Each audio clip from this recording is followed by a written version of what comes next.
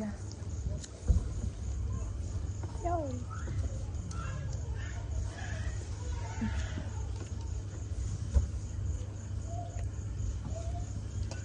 Để nước ở đây. Đầy lua. Hả? Đầy lua.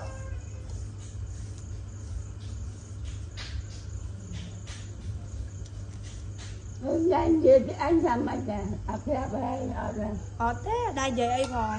Hả? Ở đây về ai tê. Vâng. Chà.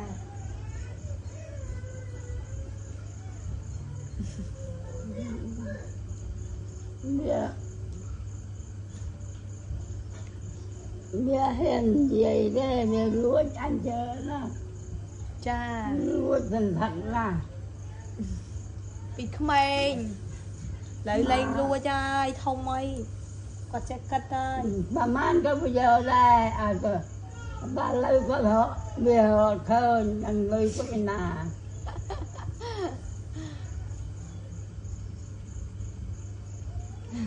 Bằng anh ấp khăn bây giờ. Chà.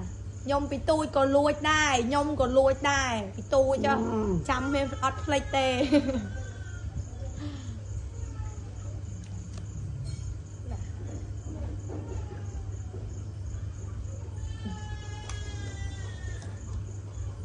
Nè hết tắc á.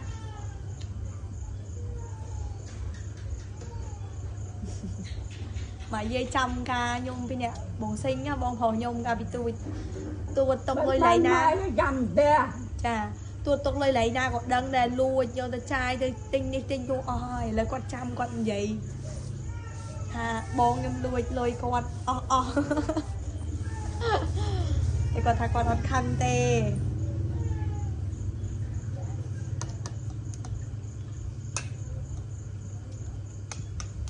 tôi đặt khăn tê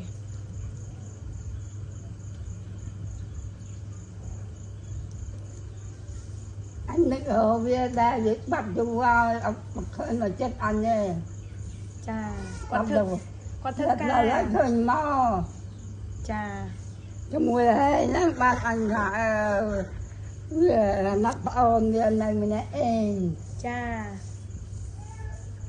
ôn cá kia